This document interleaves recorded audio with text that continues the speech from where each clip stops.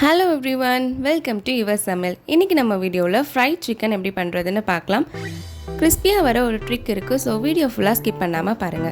First ஒரு பவுல்ல 1 teaspoon red chilli powder, 1/4 teaspoon black pepper, 1/4 teaspoon white pepper, 1 teaspoon maida, 1/4 teaspoon Ajinomoto, 1/4 teaspoon salt, 1/4 teaspoon ginger garlic paste, 1 teaspoon soya sauce, 1 teaspoon tomato ketchup.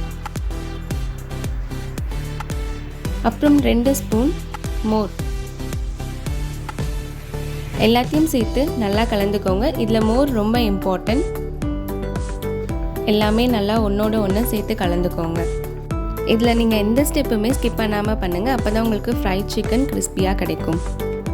இப்போது chicken add பண்ணிக்கலாம். நான் இங்கே 2 leg piece எடுத்திருக்கேன்.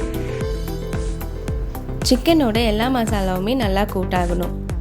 எல்லாத்தையுமே நல்லா கலந்து விட்டுக்கோங்க. இந்த மாதிரி மசாலா நல்லா கோட்டானதுக்கப்புறம் சிக்கன் முழுகிற அளவுக்கு மோர் ஊற்றிக்கலாம். மோரையும் போட்டுட்டு எல்லாத்தையும் ஒரு வாட்டி கலந்துக்கோங்க. நம்ம மேரினேஷனில் மோர் யூஸ் பண்ணுறனால தான் ஃப்ரைடு சிக்கன் வெளியே கிறிஸ்பியாகவும் உள்ள ஜூஸியாகவும் இருக்கும். ஸோ மோரை ஸ்கிப் பண்ணிடாதீங்க. சிக்கன் ஒரு 5 hours அப்படியே மேரினேட் ஆகட்டும். அப்புறம் ஒரு பிளேட்டில் 1 கப் மைதா, 1 teaspoon salt, 1 teaspoon baking powder எல்லாத்தையும் சேர்த்து நல்லா கலந்து விட்டுக்கோங்க. வீடியோ ஸ்டார்டிங்கில் சொன்ன சீக்ரெட் டிப் இதுதான். ஒரு எக் ஒயிட்டோட 1/2 கப் வாட்டர் சேர்த்துக்கோங்க. அப்புறம் ஒரு பவுலில் சில் வாட்டரில் 4-5 ஐஸ் க்யூப் போட்டு தனியாக எடுத்து வச்சுக்கோங்க.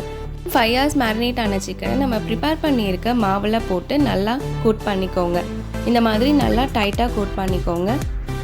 நல்லா கோட் பண்ணதுக்கப்புறம் எக்ஸஸ் மாவுலாம் இந்த மாதிரி எடுத்துருங்க.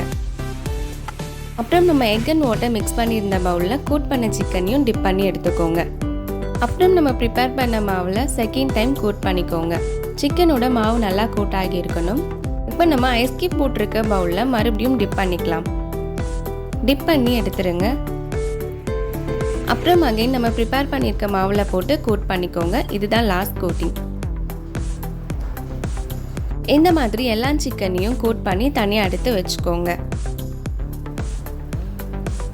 அப்புறம் ஒரு கடாயில் ஆயில் நல்லா ஹீட் பண்ணிக்கோங்க. ஹீட் பண்ணிவிட்டு லோ ஃப்ளேமில் வச்சுட்டு அதுக்கப்புறம் சிக்கன் எல்லாத்தையுமே சேர்த்துக்கோங்க.